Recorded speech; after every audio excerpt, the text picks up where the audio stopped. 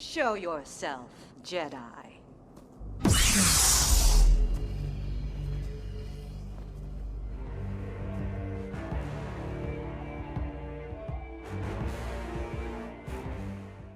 Hey guys, it's Serial. What's up, guys? It's Reed. Welcome back to another episode of the Mando Pod. This is episode 6. We again want to thank you guys for watching. Just a spoiler warning, we are going to be talking about the newest episode that dropped last Friday over break. And that was episode 5 of season 2, The Jedi. We finally got to see a Jedi in live action. It's been a long time coming. We had a lot of great scenes, a lot of important things to talk about. So let's get into the video. So we see the episode open up with this amazingly epic fight sequence. We finally see Ahsoka in live action being played by Rosario Dawson. She looks great. They really did a great job with the makeup. Um, her combat was so much fun to watch. She's just such an interesting character, and I'm so happy that she's finally in live action. We see that she's fighting these Imperials to try to free the people from the captivity of a sort of dictator or the magistrate.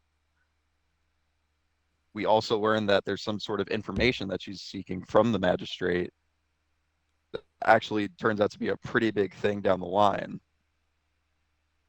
At the end of the deliberation between Ahsoka and the magistrate, Ahsoka says she has 1 day to decide her fate. And then we see the episode cut to the title of the episode where we see the Jedi.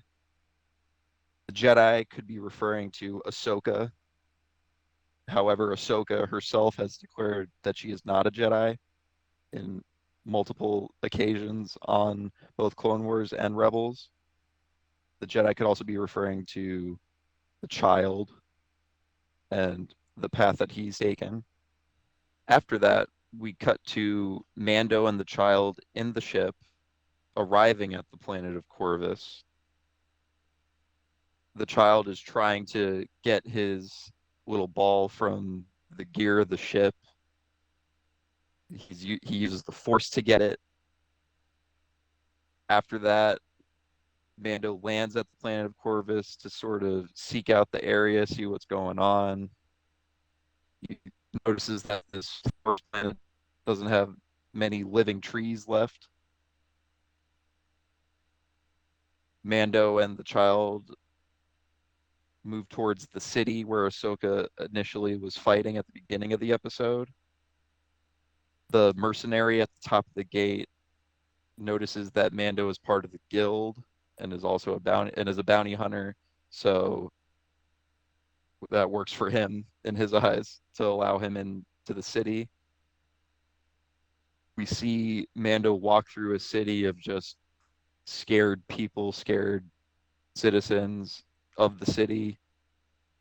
He runs into the actual governor of the city before the magistrate took over, before being interrupted by Imperials telling Mando that the magistrate demanded to see him immediately. After that, we see Mando walk by the people that are being imprisoned and being tortured by this sort of electric torture machine that just looks terrible. Mando walks through the gate where the magistrate has this beautiful, fancy garden that looks completely distant from anything else that you've seen on this planet since. I like to think that it's sort of reminiscent of the garden at the end of Kill Bill 1. We notice that the magistrate wants Mando to take care of her Jedi problem since he's a hunter, and she offers him a spear of pure Beskar. After that, Mando asks simply where he can find the Jedi and gets on his merry way. Yeah, Reed, it doesn't take Ahsoka long to find Din Djarin or Din Djarin to find her. She quickly hops out of the woods and they engage in a quick battle. So yeah, Din Djarin is hit by her lightsabers on his gauntlets that are made out of Beskar, and we see that Beskar actually holds up really well and is a great defense and takes no damage from lightsabers. And later on in this, we'll see another example of that in this episode. But quickly, we just see the two of them get on the same page, Ahsoka and Din Djarin, the Mandalorian, who was accompanying the child and was sent to deliver the child to her. And he quickly finds out that she's not up for the task. And with her background with the Jedi's and just with war in general and the fighting and her being in between herself, she's not comfortable doing this and she turns down the offer. Again, the Mandalorian, like he was with Bo-Katan, is kind of faced with the if you help me with this type of task, then you can get what you want. So they come to a deal and he agrees to help with her problem. So after Din Djarin and Ahsoka have their quick little battle and get on the same page, we see that Ahsoka can actually communicate and kind of feel what Baby Yoda is saying or the child. But we actually find out after she sits with him and talks, and then Djarin is impatiently like walking back and forth, that his name is Grogu, and he was actually at the Jedi Temple being trained right when Order 66 happened, and some unknown Jedi or person kind of hit him and tucked him away. And we're not exactly sure what kind of happened. And she said even Grogu's memory himself is kind of altered or kind of faded. He doesn't exactly know what was going on. So it seems he's a little bit older than maybe I had thought he was initially. I don't know about you, Reed. But with him, just Yoda's species is small, but it was really cool to see that she could kind of feel and communicate with Grogu, and that she recognized him and kind of saw some baby Yoda or some Yoda in Grogu. So that was really interesting to learn. And this whole time, he now has a name, and so we can now address him as Grogu moving forward, which is nice to see. Grogu wills it. She tells him to go to the planet Tython, which also is another callback to the Republic, which was like the Jedi Temple hub for like your Jedi in the game. This is supposed to be a ancient Jedi temple that has a strong connection to the Force. We hear Ahsoka say to put Grogu on the Seeing Stone, I believe. This seems pretty reminiscent of the type of stone at the top of the mountain that Luke was in Last Jedi when he was force projecting himself. And then we cut to the end of the episode with Ahsoka walking away. This might mean that this is the last we see of Ahsoka for a while. I hope not, but it might be. We're hopeful for an Ahsoka series to be coming soon. Okay, and then cut from that, and then now I'll do the Mace Windu stuff. Okay.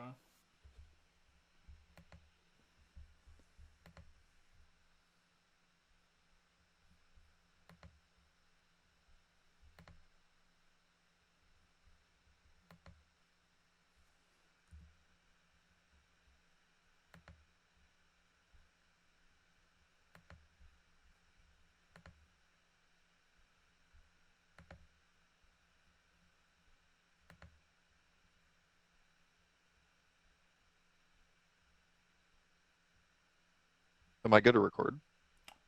Let me see. Yeah, so after Din Djarin and Ahsoka agree on terms, they then move to the city that the magistrate is now ruling to take her off the board, out of the picture, and to help Ahsoka learn this knowledge that she seeks from the magistrate that she has. So once they make it, we get two really cool but different fight scenes with Ahsoka and the magistrate, and then her top mercenary and Din Djarin. And with Ahsoka and the Magistrate, we see the Magistrate is going to be using the Beskar kind of spear, and versus Ahsoka Tana and her two dual lightsabers, one being longer than the other just a little bit, which I think Bree talked about already. And we see the combat was actually very close. We can see they're both really well trained, and the scene didn't use a lot of special effects. It was really more just close hand-to-hand combat with Ahsoka Tano using a little bit of the Force and kind of moving some objects around on screen.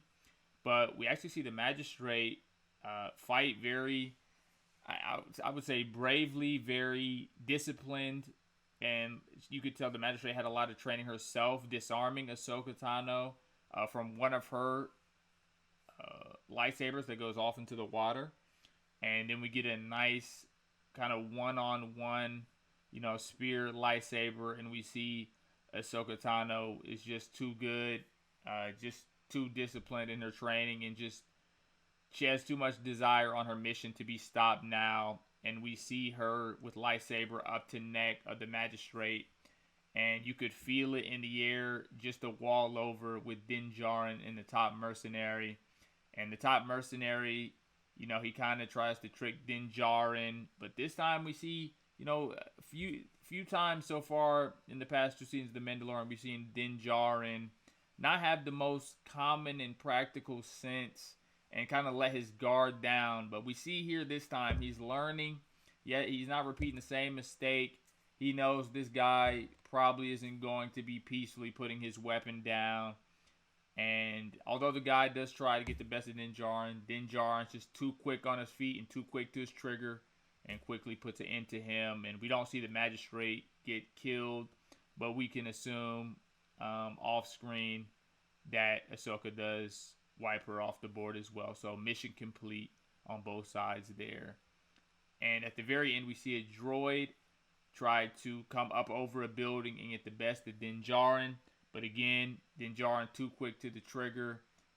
Then we cut back to Ahsoka and the Magistrate, and then we hear Ahsoka demand that the Magistrate reveal the location of General Thrawn, character from Rebels, a very powerful character from Rebels. It'll be very interesting to see how he fits into the picture. After that, we see the town is finally liberated. The governor has his rightful spot back as the leader of the town. Mando tells Ahsoka that he'll go back to the ship and get the child, bring back to her. Also, Ahsoka gives Mando the Beskar spear. All I'm saying is that spear is definitely going to be fighting the Darksaber with Moff Gideon. Anyways, after Mando goes back to the ship, wakes up Grogu, tells him it's almost time to go, Ahsoka comes back and tells Mando that she cannot train him. This tells Mando that she was a liar for being in the town. Ahsoka then replies that there's another way for him to receive proper training if Grogu wills it. She tells him to go to the planet Tython, which also is another callback to the Republic, which was like the Jedi temple hub for like your Jedi in the game. This is supposed to be a ancient Jedi temple that has a strong connection to the Force. We hear Ahsoka say to put Grogu on the Seeing Stone, I believe. This seems pretty reminiscent of the type of stone at the top of the mountain that Luke was in Last Jedi when he was force projecting himself. And then we cut to the end of the episode with Ahsoka walking away. This might mean that this is the last we see of Ahsoka for a while. I hope not, but it might be. Another big thing that happened this week was we were introduced to Grand Admiral Thrawn. It looks like Filoni, who directed and helped do Star Wars Rebels and announced that it was canon, is going to be using his executive role to bring Admiral Thrawn Grand Admiral Thrawn, who is just so intelligent, so smart. He sees what the rebels and different forces he goes up against want to do a mile away. He studies combat and history and training throughout the whole period of time. He collects art and antiques and looks at the finest details when battling an enemy. So we last see Thrawn and Ezra, the young Jedi in training, when Ezra hyper jumps them into space at the end of Rebels, and that's all we see. But it looks like now some of that gap is going to be filled as we see Ashoka is now on the hunt for Thrawn, and she is chasing him down. So possibly Ezra and other Rebel characters could be making their way into the Mandalorian in this season, or maybe the next, or maybe some name drops. So another huge Star Wars character who we haven't seen in any other movies before is now going to be making their way into the Mandalorian coming soon. So that'll be interesting to see what happens with that. Yeah, me and Rita both excited for the next episode 6 of The Mandalorian, so we can get working on another video and get further into this plot. I don't know if we're going to get a Moff Gideon episode, if we're going to get a filler episode, but I'm very excited to see where this goes. And again, thank you guys for continuing to watch and support. Please make sure you leave a thumbs up and a nice comment below, and have a great week. Thank you guys so much for watching.